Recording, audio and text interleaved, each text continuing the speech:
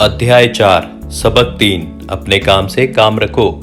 1974 में मैकडॉनल्ड के मालिक रे क्रॉक से आग्रह किया गया कि वे ऑस्टिन में टेक्सास यूनिवर्सिटी में एमबीए की कक्षा में व्याख्यान दें। मेरा एक करीबी दोस्त कीथ कनिंघम वहां एमबीए कर रहा था। बहुत अच्छी और प्रेरणादायी चर्चा के बाद कक्षा खत्म हो गई और विद्यार्थियों ने रे से पूछा कि क्या वे बियर के लिए उनके फेवरेट बार में चलेंगे। रे तैयार हो गए। जब सब लोगों के हाथ में बियर आ गई तब रे ने पूछा, मेरा असली बिजनेस क्या है? कीथ ने कहा। हर कोई हंस पड़ा। ज्यादातर एमबीए विद्यार्थियों को लगा जैसे रे मजाक कर रहे थे। किसी ने जवाब नहीं दिया, इसलिए रे ने दोबारा यही सवाल पूछा, आप लोगों की नज़र में मेरा बिजनेस क्या है? विद्यार्थी दोबारा हंस दिए और आखिरकार एक बहादुर विद्यार्थी ने जोर से कहा, रे दुनिया में ऐसा कौन है जो यह नहीं जानता कि आप हैमबर्गर बिजनेस में हैं?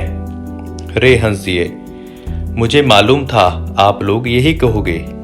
वे एक पल के लिए रुके और इसके बाद उन्होंने कहा, लेडीज एंड जेंटलमैन, मैं हैमबर्गर बिजनेस में नहीं हूँ।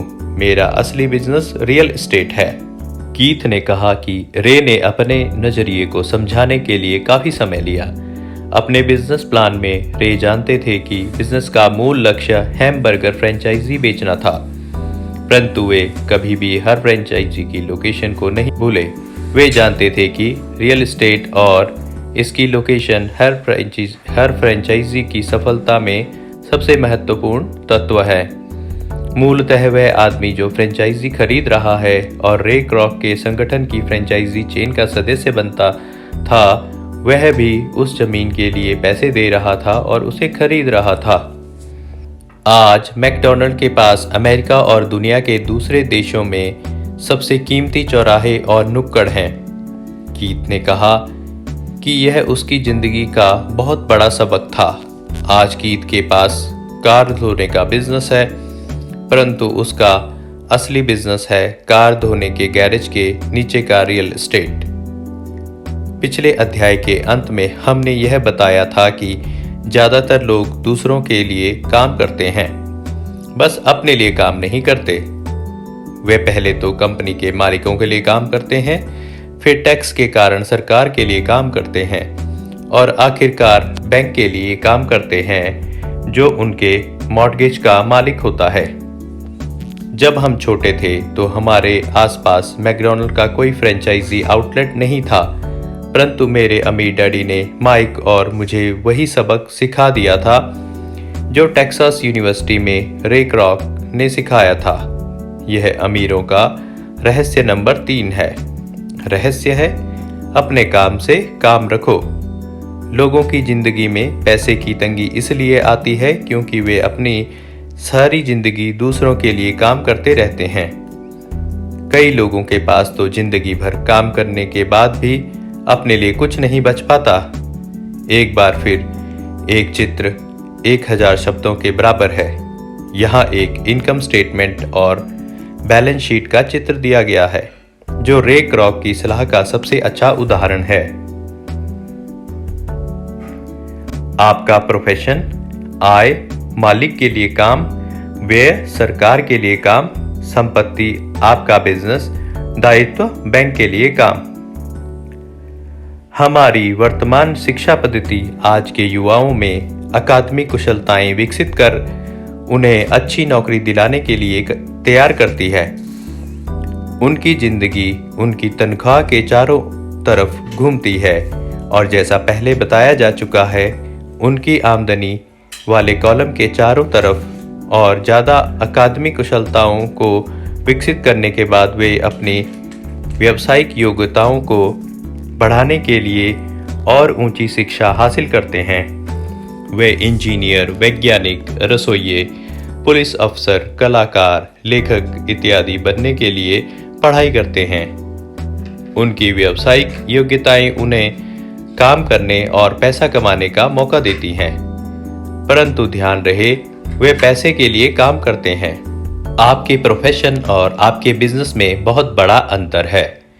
मैं अक्सर लोगों से पूछता हूँ आपका बिजनेस क्या है और वे कहते हैं मैं एक बैंकर हूँ। फिर मैं उनसे पूछता हूँ कि क्या वे बैंक के मालिक हैं और सामान्यतः उनका जवाब होता है नहीं, मैं वहाँ काम करता हूँ। इस तरह उन्होंने अपने प्रोफेशन और अपने बिजनेस को एक ही समझ लिया है। उनका प्रोफेशन एक बैंकर का हो सकता है, परंतु उनका अपना बिजनेस कुछ भी नहीं है। रे क्रोक अपने प्रोफेशन और अपने बिजनेस के बीच के अंतर को बहुत अच्छी तरह जानते थे। उनका प्रोफेशन हमेशा वही था, वे एक सेल्समैन थे। एक समय वे मिल्क शेक के लिए मिक्सर बेचते थे और कुछ ही समय बाद वे हैमबर्गर फ्रेंचाइजी बेचने लगे। हालांकि उनका प्रोफेशन हैमबर्गर फ्रेंचाइजी बेचने का था, परंतु उनका बिजनेस आय दिलाने वाले रियल एस्टेट को इकट्ठा करना था। स्कूल के साथ एक समस्या यह है कि आप जो विषय पढ़ते हैं आप वही बन जाते हैं। उदाहरण के लिए, अगर आप कुकिंग का अध्ययन करते हैं तो आप शेफ बन जाते हैं। अगर आप कानून का अध्ययन करते हैं तो आप वकील बन जाते हैं। और अगर आप ऑटो मैकेनिक्स का अध्ययन करते हैं तो आप मैकेनिक बन जाते हैं। जो पढ़ा जाए वही बन जाने में गलती यहाँ होती है कि लोग अपने काम से काम रखना भूल जाते हैं। वे अपना सारा जीवन दूसरे के काम पर ध्यान देने में लगा देते हैं और इस तरह उसको अमीर बनाते हैं। आर्थिक रूप से सुरक्षित बनने के लिए किसी व्यक्ति को अपने काम से काम रखने की जरूरत है। आपका बिजनेस आपकी संपत्ति वाले कॉलम के चारों तरफ घूमता है, जो आपकी आमदनी वाले कॉलम के विपरीत होता है। जैसे पहले बताया जा चुका है, नंबर 1 नियम यह जानना है कि संपत्ति और दायित्व के बीच अंतर होता है और इसलिए हमें संपत्ति ही खरीदनी चाहिए। अमीर लोग अपने संपत्ति वाले कॉलम पर ध्यान देते हैं, जबकि बाकी सभी लोग अपने इनकम स्टेटमेंट पर ध्यान देते हैं। इसलिए हमें यह बहुत सुनने में आता है, मुझे ज़्यादा तनख्वाह की ज़रूरत है, काश कि मुझे प्रमोशन मिल जाए। मैं एक बार फिर स्कूल जाकर कुछ और प्रशिक्षण लेने वाला हूँ ताकि मैं बेहतर नौकरी पा सकूँ। मैं ओवर टाइम करने वाला हूँ, शायद मुझे कोई पार्ट टाइम काम मिल जाए। मैं 2 सप्ताह में नौकरी छोड़ रहा हूँ, मुझे एक नई नौकरी मिल गई है जिसमें तनख्वाह ज़्यादा है। कई समूहों में ये समझदारी के विचार हैं, परंतु अगर आप रे क्रोक की बात समझ लेते हैं तो ऐसा करके आप अपने काम से काम नहीं रख रहे हैं। ये सभी विचार अपना पूरा ध्यान आमदनी वाले कॉलम पर केंद्रित किए हुए हैं और अगर अतिरिक्त धन का उपयोग आमदनी बढ़ाने वाली संपत्तियों को खरीदने में किया जाता है, तभी वह आदमी आर्थिक रूप से सुरक्षित हो सकता है। गरीब और मध्य वर्ग के ज़्यादातर लोग आर्थिक रूप से पुरातनपंथी होते हैं, यानी मैं जोखिम नहीं उठा सकता, यानी कि उनका कोई आर्थिक आधार नहीं होता। वे अपनी नौकरियों से चिपके रहते हैं। वे खेल को सुरक्षित तरीके से खेलते हैं। जब कंपनियों का आकार छोटा होने लगा तो लाखों करोड़ों लोगों को पता चला कि जिसे वे अपनी सबसे बड़ी संपत्ति मानते थे, यानी कि उनका घर, वह उन्हें जिंदा मार रहा है। उनकी घर नामक संपत्ति हर माह उनकी जेब से पैसे निकलवा रही है। उनकी कार, उनकी दूसरी संपत्ति भी उन्हें जिंदा मार रही थी। गैरेज में रखे $1000 में खरीदे गए उनके गोल्फ क्लब अब $1000 के नहीं रह गए थे। नौकरी की सुरक्षा न होने के कारण अब उनके पास जीवन यापन का कोई आधार नहीं बचा था। उनके विचार में जो संपत्तियां थी वह पैसे के संकट के समय में उनकी कुछ भी मदद नहीं कर सकती थी। मैं यह मानकर चल रहा हूँ कि हम में से ज़्यादातर ने मकान खरीदने या कार खरीदने के लिए बैंकर से लोन के लिए आवेदन फॉर्म भरा है। नेटवर्थ खंड पर नज़र डालना हमेशा रोचक रहता है। यह रोचक इसलिए होता है क्योंकि इसमें हम जान पाते हैं कि बैंकिंग और अकाउंटिंग में किन चीज़ों को संपत्तियां माना जाता है। एक दिन कर्ज लेने के लिए मेरी माली हालत बहुत अच्छी नहीं लग रही थी। इसलिए मैंने अपने नए गोल्फ क्लब, मेरे आर्ट कलेक्शन, पुस्तकें, स्टीरियो, टेलीविज़न, अरमानी सूट्स, कलाई, घड़ियाँ, जूते और दीगर चीज़ों को संपत्ति वाले कॉलम में दिखा दिया। मेरे लोन के आवेदन को अस्वीकार कर दिया गया क्योंकि मेरा बहुत ज़्यादा निवेश रियल एस्टेट में था। लोन कमेटी को यह पसंद नहीं आया कि मैं अपार्टमेंट हाउसेस से इतने ज़्यादा पैसे कमा रहा था। वे यह जानना चाहते थे कि मेरे पास एक सामान्य नौकरी क्यों नहीं है जिसमें वेतन मिलता हो। उन्होंने मेरे अरमानी सूट्स, गोल्फ क्लब या आर्ट कलेक्शन के बारे में कोई सवाल नहीं किया। जिंदगी कई बार कठिन हो जाती है जब आप स्टैंडर्ड प्रोफाइल में फिट नहीं होते हैं। मैं हर बार चौंक जाता हूँ जब मैं किसी को यह कहते हुए सुनता हूँ कि उनकी नेटवर्थ $10 लाख है या $1 लाख है या ऐसी ही कोई और आंकड़ा। नेटवर्थ के सटीक न होने का एक खास कारण यह है कि जिस पल आप अपनी संपत्तियों को बेचना शुरू करते हैं, आपको प्राप्तियों पर टैक्स चुकाना पड़ता है। इतने सारे लोग अपने आप को पैसे के गहरे संकट में डाल लेते हैं जब उनकी आमदनी कम हो जाती है। पैसा जुटाने के लिए वे अपनी संपत्तियां बेचते हैं। पहले तो उनकी व्यक्तिगत संपत्तियां सामान्यतः उस मूल्य से बहुत कम में बिकती हैं जो उनकी बैलेंस शीट में दिखाया गया है, या अगर संपत्तियों को बेचने से कोई फायदा होता है तो उस पर टैक्स लगा दिया जाता है। तो एक बार फिर सरकार फायदे में से अपना हिस्सा ले लेती है और इस तरह कर्ज से उबरने के लिए जुटाई जाने वाली रकम को कम कर देती है। अपने काम से काम रखना शुरू कर दें। दिन की नौकरी को करते रहें परंतु असली संपत्तियों को खरीदना भी शुरू कर दें। परंतु ऐसे दायित्वों या व्यक्तिगत चीज़ों से बचें जिनकी कीमत एक बार घर लाने पर कम हो जाए। आप जिस क्षण एक नई कार शोरूम से बाहर ले जाते हैं उसकी कीमत 25% कम हो जाती है। यह सच्ची संपत्ति नहीं है, हालांकि आपके बैंकर भी इसे संपत्ति मानते हैं। मेरा $400 का नया टाइटेनियम ड्राइवर खरीदने के लिए कुछ ही मिनटों बाद $150 मूल्य का हो गया था। वयस्कों के लिए यही सही है कि अपने खर्च कम कर लें, अपने दायित्वों को घटा लें और मेहनत से ठोस संपत्तियों का आधार बना लें। उन युवा लोगों को जिन्होंने अभी घर नहीं छोड़ा है, यह सिखाया जाना चाहिए कि संपत्ति और दायित्व के बीच क्या फर्क होता है। घर छोड़ने से पहले ही उन्हें संपत्ति वाले कॉलम को बनाने की प्रेरणा दी जानी चाहिए। इसके पहले कि वे घर छोड़ें, शादी करें, घर खरीदें, बच्चे पैदा करें, खतरनाक आर्थिक स्थिति में फंसें, नौकरी को कस कर पकड़े रखें और हर चीज़ को उधार खरीदें। मैं बहुत सारे युवा दंपतियों को देखता हूँ जो शादी कर लेते हैं और अपने आप को ऐसे जाल में फंसा लेते हैं जिससे वे अपनी नौकरी के बहुत सालों तक घर से बाहर नहीं निकल पाएंगे। जब आखिरी बच्चा घर छोड़कर जाता है तब ज़्यादातर लोगों को यह एहसास होता है कि उन्होंने रिटायरमेंट की पर्याप्त तैयारी नहीं की है और वे थोड़ा पैसा अलग रखना शुरू कर देते हैं। फिर उनके अपने मम्मी डैडी बीमार हो जाते हैं और उन पर नई जिम्मेदारियां आ जाती हैं। तो मैं आपको या आपके बच्चों को किस तरह की संपत्तियों के संग्रह की प्रेरणा दे रहा हूँ। मेरी दुनिया में असली संपत्तियां कई तरह की होती हैं। नंबर 1, ऐसे बिजनेस जिनमें मेरे होने की ज़रूरत ना हो। मैं उनका मालिक जरूर हूँ परंतु उन्हें दूसरे लोग चलाते हैं।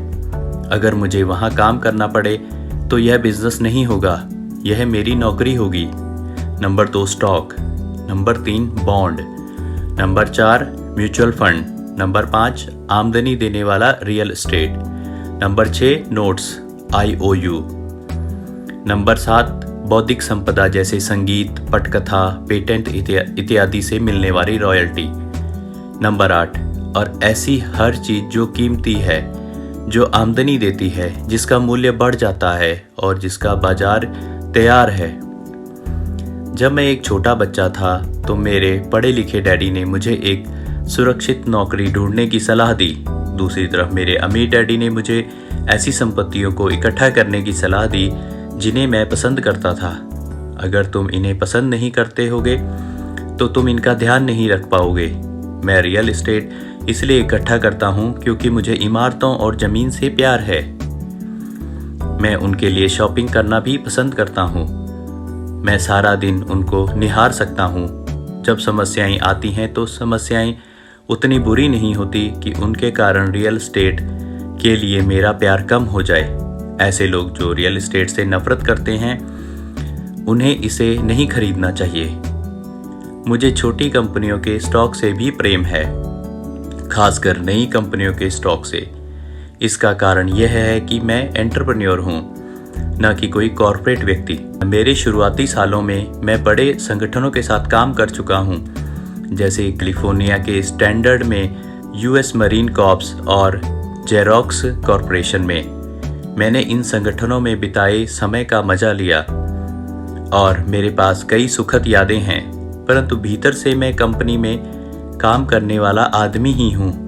मुझे कंपनी शुरू करना अच्छा लगता है, परंतु उन्हें चलाना मुझे उतना अच्छा नहीं लगता है। इसलिए मैं जो शेयर खरीदता हूँ वे भी सामान्यतः छोटी कंपनियों के होते हैं, और कई बार तो मैं कंपनी शुरू करता हूँ और उसे सार्वजनिक बना देता हूँ। नए स्टॉक के शेयर में किस्मत चमक सकती है और मुझे यह खेल पसंद है। कई लोग कम पूंजी वाली कंपनियों से डरते हैं और उन्हें खतरनाक कहते हैं, और वे खतरनाक हैं भी, परंतु खतरा हमेशा कम हो जाता है अगर आप निवेश से प्रेम करते हैं, उसे समझते हैं और खेल की अच्छी तरह से जानते हैं। छोटी कंपनियों के साथ मेरी रणनीति यह होती है कि एक साल में अपने शेयर बेच दिए जाएं। दूसरी तरफ मेरी रियल एस्टेट की रणनीति छोटी प्रॉपर्टी से शुरू करने की होती है। फिर मैं उस छोटी प्रॉपर्टी को बेचकर उससे थोड़ी बड़ी प्रॉपर्टी ले लेता हूँ और इस तरह अपने फ़ायदे पर टैक्स चुकाने से बचता रहता हूँ। इससे प्रॉपर्टी की वैल्यू में नाटकीय बढ़ोतरी होती है। मैं सामान्य तौर पर रियल एस्टेट को 7 साल से कम समय अपने पास रखता हूँ। बरसों तक जब मैं मरीन कॉर्प्स और जेरोक्स में था, तब भी मैंने वही किया जो मेरे अमीर डैडी ने मुझे सिखाया था। मैं अपनी दिन की नौकरी करता था, परंतु मैं अपने काम से काम भी रखता था। मैं अपनी संपत्ति वाले कॉलम में कुछ न कुछ करता रहता था। मैं रियल एस्टेट और छोटे स्टॉक की खरीद फरोख्त भी करता था। अमीर डैडी ने हमेशा पैसे की समझ के महत्व पर जोर दिया था। जितनी अच्छी तरह से मैं अकाउंटिंग और कैश मैनेजमेंट को समझ सकता था, उतनी ही अच्छी तरह मैं निवेशों का विश्लेषण कर सकता था और आखिरकार खुद की कंपनी शुरू कर सकता था और उसे सफल बना सकता था, जब तक कि कोई पहले से ही ऐसा ना सोच रहा हो। मैं किसी को अपनी कंपनी बनाने के लिए प्रोत्साहित नहीं करता। मैं जानता हूं कि कंपनी चलाने में कितना झंझट होता है और मैं नहीं चाहता कि आप उस झंझट में फंसें। कई बार ऐसा भी समय आता है जब लोगों को रोजगार नहीं मिलता और उनके लिए कंपनी शुरू करना एक समाधान होता है, परंतु सफलता के अवसर बहुत कम हैं। 10 में से 9 कंपनियां 5 साल में डूब जाती हैं। पहले 5 साल में जो कंपनियां बची रहती हैं, उनमें से भी 10 में से 9 कंपनियां बाद में बंद हो जाती हैं। तो अगर आपकी पहले से ही अपनी कंपनी शुरू करने की इच्छा हो, तभी मैं इसकी सलाह देता हूँ। अन्यथा अपनी दिन की नौकरी करते रहें और अपने काम से काम रखें। जब मैं कहता हूँ कि अपने काम से काम रखें, तो मेरा यह मतलब है कि आप अपनी संपत्ति वाले कॉलम को ज़्यादा मजबूत बनाते रहें। एक बार इसमें $1 जाए तो वह बाहर ना निकल पाए। इसे इस तरह सोचें कि जब $1 आपकी संपत्ति वाले कॉलम में जाता है तो वह आपका कर्मचारी बन जाता है। पैसे के बारे में सबसे अच्छी चीज़ यह है कि यह हर दिन 24 घंटे काम करता है और ऐसा पीढ़ियों तक कर सकता है। अपनी दिन की नौकरी करते रहें, एक अच्छे मेहनती कर्मचारी की तरह काम करें, परंतु अपनी संपत्ति वाले कॉलम को बढ़ाते रहें। जब आपका कैश फ्लो बढ़ता है तब आप कुछ विलासिता की चीज़ें खरीद सकते हैं। इस बारे में एक महत्वपूर्ण तथ्य यह है कि अमीर लोग विलासिता की चीज़ें सबसे बाद में खरीदते हैं, जबकि गरीब और मध्य वर्गीय लोग विलासिता की चीज़ें सबसे पहले खरीदते हैं। गरीब और मध्य वर्गीय लोग अक्सर बड़े घर, हीरे, फर, ज्वेलरी या नाव जैसी विलासिता की चीज़ें इसलिए खरीद लेते हैं ताकि वे अमीर दिख सकें। वे अमीर दिखते हैं, परंतु असल में वे उधार के दलदल में गहरे धंसते जाते हैं। वे लोग जिनके पास पीढ़ियों से पैसा है, जो लंबे समय से अमीर हैं, वे अपनी संपत्ति वाले कॉलम को सबसे पहले बनाते हैं। फिर संपत्ति वाले कॉलम से होने वाली आमदनी उनके लिए विलासिता की चीज़ें खरीद लेती है। गरीब और मध्य वर्गीय लोग अपनी खून पसीने की कमाई और बच्चों की विरासत की कीमत पर विलासिता की चीज़ें खरीदते हैं। सच्ची विलासिता असली संपत्ति में निवेश करने और उसे विकसित करने का प्रोत्साहन है। उदाहरण के तौर पर, जब मेरी पत्नी और मेरे पास हमारे अपार्टमेंट हाउसेस से अतिरिक्त पैसा आने लगा तो वह बाजार गई और उसने अपने लिए मर्सिडीज खरीदी। इसमें जरा सी भी मेहनत या जोखिम नहीं था, क्योंकि अपार्टमेंट हाउस के कारण उसने कार खरीदी थी, परंतु उसे इसके लिए 4 साल तक इंतजार करना पड़ा था। जब रियल एस्टेट पोर्टफोलियो बढ़ रहा था और आखिरकार उसने इसका अतिरिक्त पैसा दे दिया कि कार खरीदी जा सके। परंतु मर्सिडीज की यह विलासिता दरअसल एक सच्चा पुरस्कार है, क्योंकि उसने यह साबित कर दिया था कि वह अपनी संपत्ति वाले कॉलम को सही तरह से बढ़ाना जानती है।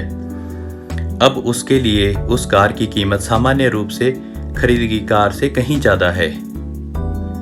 ज़्यादातर लोग अक्सर इच्छा जागने पर बिना सोचे समझे जाते हैं और कर्ज पर कार या विलासिता की चीज़ें खरीद लाते हैं। हो सकता है कि वे जिंदगी से ऊब चुके हों या उन्हें सिर्फ एक नए खिलौने की ज़रूरत हो। कर्ज पर विलासिता की चीज़ खरीदने से देर सवेर वह आदमी उस चीज़ से चिढ़ने लगेगा, क्योंकि उसके कारण जो कर्ज लिया गया है वह एक भार बन जाएगा। एक बार आप अपने बिजनेस को बनाने, उसमें निवेश करने का समय निकाल लेते हैं तो फिर आप उसमें जादू की छड़ी घुमा सकते हैं, जो अमीरों का सबसे बड़ा रहस्य है। यह रहस्य अमीरों को भीड़ से सबसे आगे रखता है। अपने काम से काम रखने का इनाम जो आपको उस राह पर चलने के लिए मिलता है जिस पर अमीर लोग चलते हैं। सबक 4, टैक्स का इतिहास और कॉरपोरेशंस की ताकत।